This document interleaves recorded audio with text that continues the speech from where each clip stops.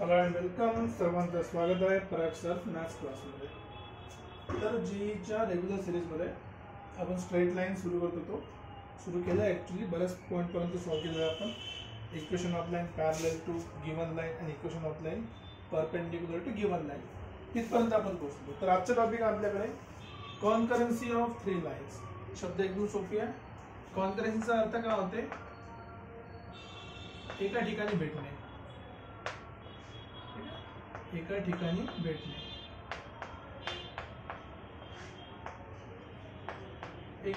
एकाच ठिकाणी भेटणारी line. Suppose आता उदाहरणार्थ एक माझ्याकडे लाईन आहे, ही दुसरी लाईन आहे. हे दोन्ही लाईन एका पॉइंट मधून पास होते. याचा अर्थ काय? ह्या दोन लाईन एका पॉइंट मध्ये इंटरसेक्ट करते.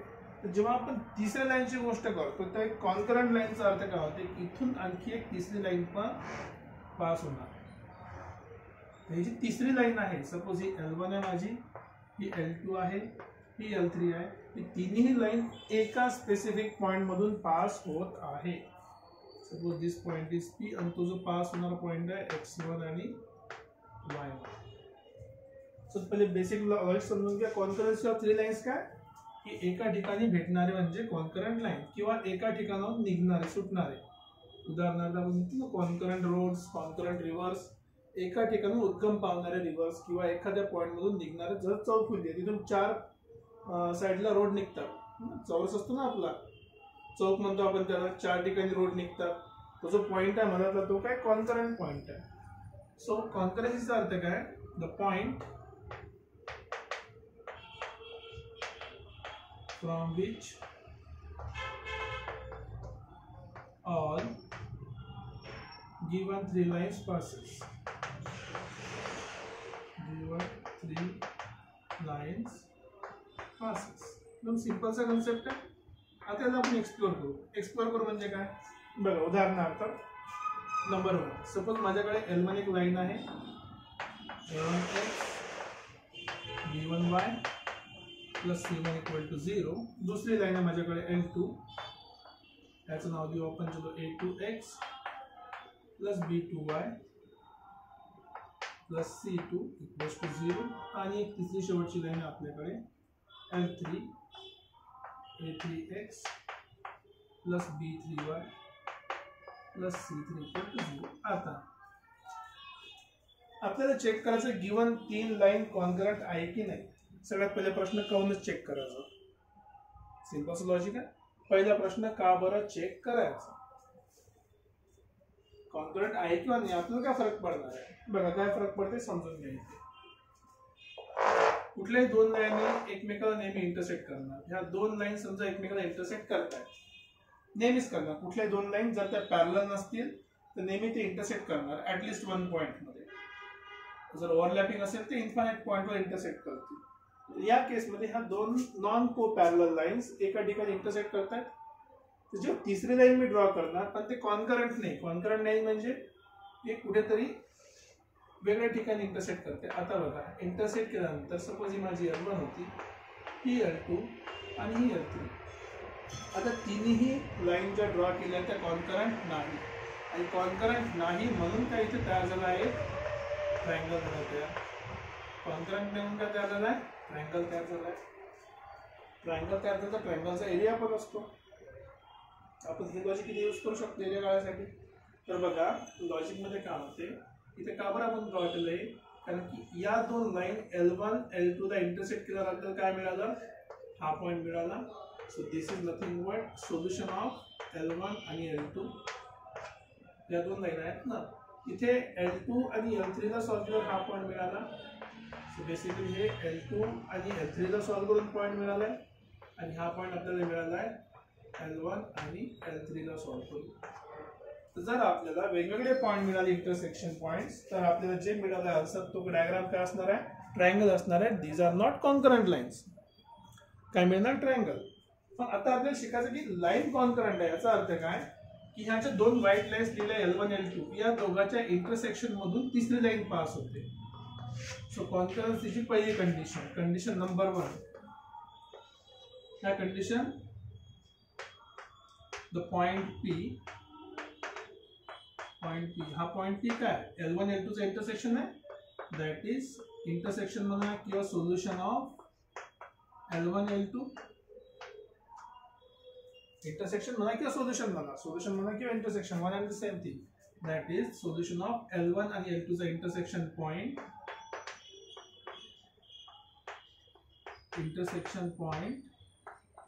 आणखी कुठल्या लाईनवर आहे, it also lies on L3, it also lies on L3, याचा अर्थ काय की L3 च्या लोकसवर तो पॉइंट आहे पी पॉइंट, आणि L3 च्या लोकसवर पी पॉइंट असण्याचा अर्थ काय, कुठल्याही लोकसवर तो एखादा पॉइंट असणं, याचा अर्थच काय की तो पॉइंट त्या इक्वेशनला काय करेल, सॅटिस्फाय करेल, दॅट इज L3 ऑफ कुठला पॉइंट आहे x1 आणि y1 it is equals to 0, याचा अर्थ की a3 x1 plus b3 y1 plus c3 is equals to काय होणार 0. आता इथे एक गोष्ट लक्षात ठेवायची, लिहिला आहे मी इथे L1 L2 L3 याच्यापैकी कुठली असू शकते, म्हणजे दोन फक्त एवढं लक्षात ठेवायचं, कुठल्याही दोन लाईनच्या इंटरसेक्शनचा पॉइंट तिसऱ्या लाईनच्या इक्वेशनला काय करणार, सॅटिस्फाय करणार, का कारण ते कसे आहे, कॉन्करंट आहे. परत एकदा सांगतो, तुम्ही L2 L3 ला सॉल्व्ह करा, L2 आणि L3 कशावर आहे, पॉइंट P वर आहे इंटरसेक्शन पॉइंट, आणि हाच P पॉइंट कशावर आहे, L1 वर आहे, तर हा P पॉइंट L1 ला आपण काय करेल, सॅटिस्फाय करेल. ठीक है, तो मैं लिखू लागेल तसं, और we can write L1 at x1 y1, हे पण सॅटिस्फाय करू शकतो, that is a1 x1 b1 y1 plus c1 equal to 0. हे नाही आवडलं तुम्हाला, तुम्ही असे म्हणू शकता, और L2 will also satisfy x1 y1, याचा अर्थ काय होणार, परत तेच logic, a2 x1 plus b2 y1 plus c2 equals to 0. कुठल्याही दोन लाईनचा इंटरसेक्शनचा पॉइंट हा तिसऱ्या लाईनला सॅटिस्फाय करणार, एवढं सिंपल लॉजिक आहे. ओके, आता याच्यामध्ये आणखी एक कन्सेप्ट आहे, तो कन्सेप्ट थोडासा वेगळा आहे. काय वेगळा आहे, एकदम सिंपलचा आहे पण थोडासा वेगळा आहे, त्याला आपण डिटेलमध्ये नंतर शिकूया. पण आणखी एक मेथड आहे की फॉर कॉन्करन्सी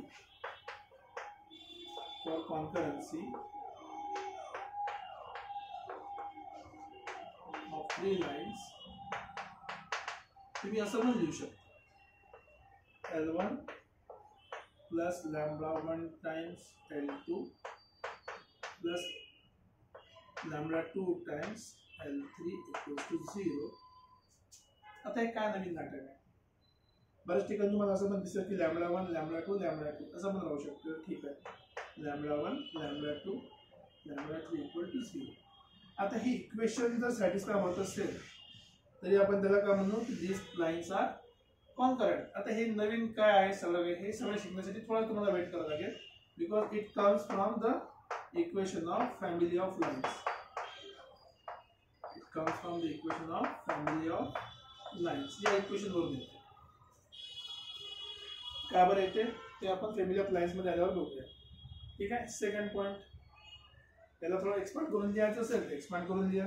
λ1 टाइम्स L1 ची value a1x plus b1y plus c1 plus λ2 a2x plus b2y plus c2 आणि प्लस λ3 ची value a3x b3y plus c3 and this whole is equals to 0. कारण की सगळ्याची व्हॅल्यू किती आहे 0. Lambda into 0 lambda into 0 lambda into 0, सगळ्याला 0 ने multiply करा तरी आन्सर किती राहणार आहे, 0च राहणार आहे.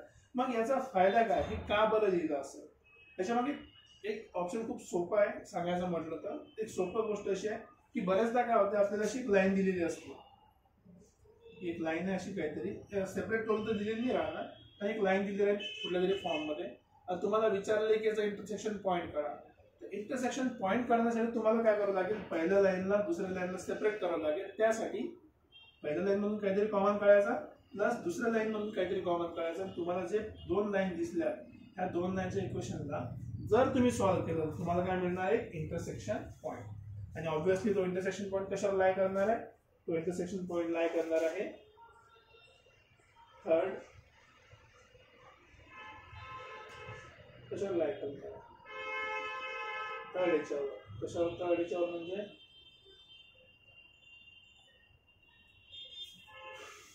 थर्ड लाईनचे इक्वेशन. आता बघा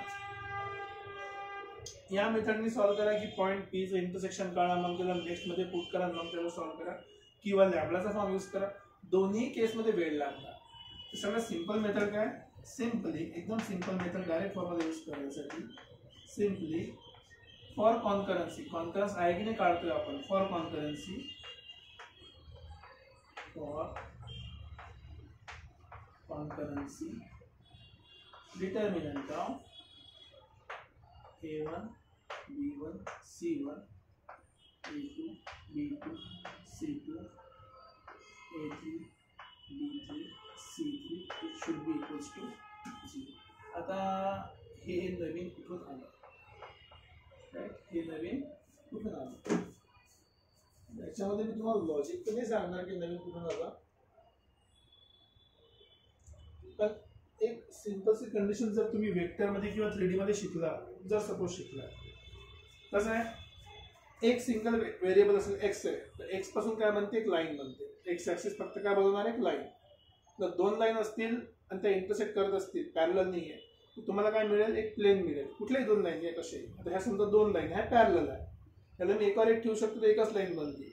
पण एक पॅरलल नाही आहे, तर हे याच्यापासून काय बनला, एक प्लेन बनला. जसं एक्स आणि हा वाय, हा एक प्लेन बनला. सिमिलरली जर एक झेड असेल तर काय बनते, व्हॉल्यूम बनते. तर जर समजा व्हॉल्यूम 0 केलं तर काय बनते, एरिया. एरिया जर 0 केला आपण, उदाहरणार्थ आता हे 3 ट्रायंगल आहे, याच्यात 3 पॉईंट आहे माझ्याकडे, 3 पॉईंटचा मी यूज करून डिटर्मिनंट काढून एरिया काढू शकतो. हे आपण सुरुवातीला बघितलं. आता जर मी या 3 पॉईंटला एकमेका जवळ आणलं, सपोज 3 पॉईंटला जवळ जवळ घेऊन आलो, काय होणार, याचा एरिया छोटा छोटा होईल. जेव्हा याचा एरिया एकदम छोटा झाला तर बेसिकली 3 पॉईंट काय करणार, एकमेकावर कोलॅप्स होईल. एकमेकाच्या वर कोलॅप्स झाले याचा अर्थ तिन्ही लाईन एकाच पॉईंट मधून चालल्या. तर जेव्हा हा एरिया 0 होईल तेव्हा तिन्ही पॉईंट एकाच जागेवर येतील आणि हे तिन्ही लाईन काय होणार, कॉन्करंट. म्हणून याचा एरिया किती असला पाहिजे, 0. एरिया किती असला पाहिजे, 0. तर हे त्याच्यामागे लॉजिक आहे. आता हे असं का बरं लिहिलं, याच्या डिटेलमध्ये मी जाणार नाही. हे लक्षात ठेवा फक्त की कॉन्करन्सी ऑफ 3 लाईनचा अर्थ काय होते आणि त्याचं मिनिंग काय ऍक्च्युअली, राईट. ओके, तर हा आपला कॉन्सेप्ट आहे. तर एखादी क्वेश्चन बघूया आणि मग स्टॉप करूया. तर एक क्वेश्चन बघूया. क्वेश्चन सिंपल आहे की find the value of lambda if the line दिली आपल्याला 3x - 4y - 13 इक्वल टू 0, पहिली लाईन. दुसरी आहे 8x - 11y - 33 इक्वल टू 0, आणि तिसरी लाईन आहे 2x - 3y plus lambda equals to 0 are concurrent. Already म्हटलं की लाईन कशा कॉन्करंट आहेत तर लॅम्बडाची व्हॅल्यू काढा. आणि सगळ्यात सिंपल मेथड आहे डिटर्मिनंटची. तर आपण डिटर्मिनंट डायरेक्ट कोएफिशिएंट लिहायचे. 3 - 4 13, 3 - 4 13, 8 - 11 - 33, 8 - 11 - 33, 2 - 3 आणि lambda it should be equals to 0. जास्त मॉडिफाय करायचं नाही, डायरेक्ट सॉल्व करायचं. सो डायरेक्ट सॉल्व करतो. 3 into -11 into lambda, minus minus plus again minus झालं बघा, minus minus plus again plus, sorry minus minus plus आणि इथला minus again minus. 33 into 3 99. Next 4 सोबत घेऊ. सो मायनस आणि हा -4 झाला ऑलरेडी, +4 ब्रॅकेटमध्ये लाईन गेली, कॉलम गेला. 8 lambda minus minus plus 66 right. नंतर plus 13 times row column -24 minus minus plus 22 equals to 0. Simplify करते. -33 लॅम्बडा मायनस 297, ठीक है. प्लस 32 लैम्डा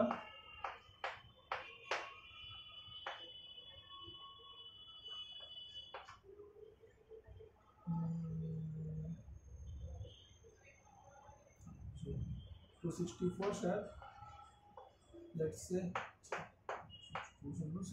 ठीक है इथे किती झाला है दिस इज -2 तो -26 should be equals to 0 okay simplify करा -33 plus 32 so basically minus lambda 297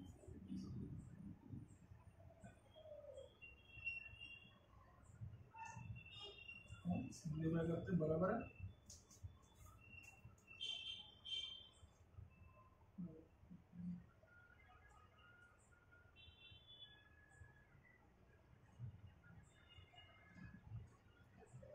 let's calculate तो ये प्लस माइनस की गलती होगी क्या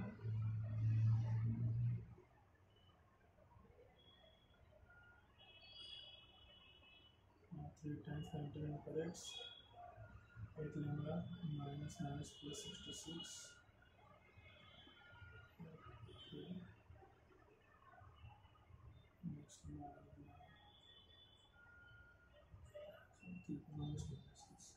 let's solve this ठीक है ओके एक छोटा सा करेक्शन डालो -30 नहीं थे -30 so basically -30 plus 26 let's try minus lambda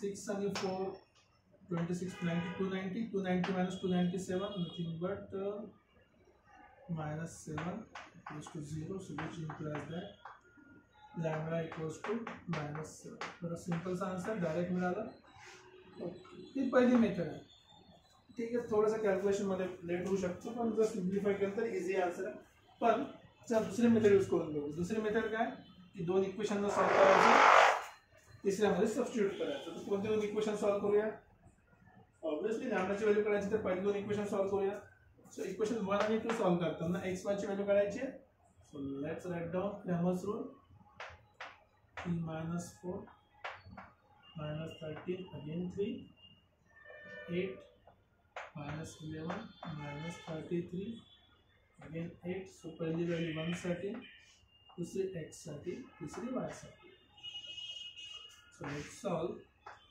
1 upon -33 plus 32 so basically -33 plus 32 -1 30 minus minus plus 32 so minus 1 is equals to x upon okay minus minus plus so हे किती होणार बेसिकली ओके करून दाखवतो 132 this is plus 132 आणि हा minus होणार 132 minus कितना आ गया 141 142 148 let's calculation करा स्लोली शेवटी माइनस माइनस प्लस झाला 4 3 12 चला 132 बरोबर आहे प्लस मल्टिप्लाय करा आता आणि 3 4 1 बरोबर ते 3 4 143 subtract the 11 basically -11 so x is equals to -11 and y साठी जर तुम्ही सॉल्व करतो म्हटलं अगेन 99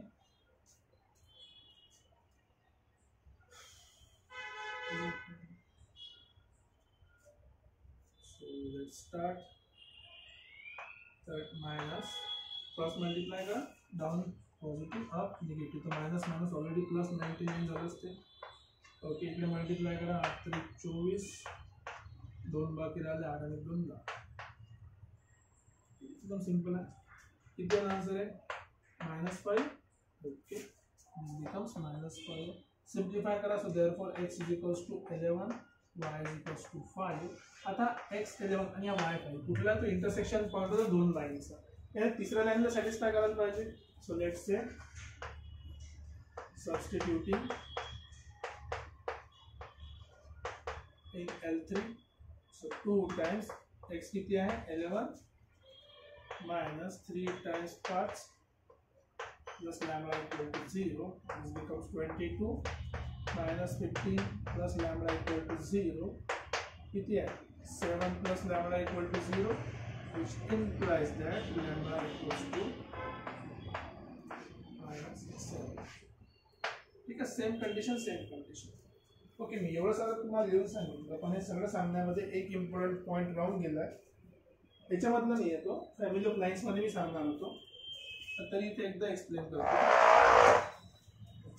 की जर मला आणखी जर फॅमिली ऑफ लाईन मध्ये सॉल्व्ह करायचं असतं तर काय असेल, तो L1 plus lambda times L2 plus काहीतरी आणखी L3 इक्वल्स टू 0.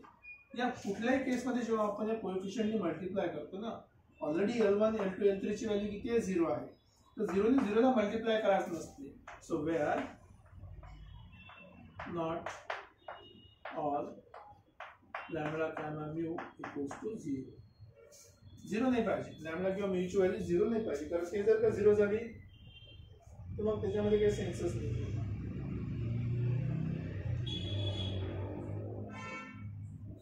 ठीक आहे, एकाच टाइमला 0 नाही पाहिजे, not all zeros at same time, कारण हे जर 0 झालं तर मग ते काहीही व्हॅल्यू भेटणार नाही.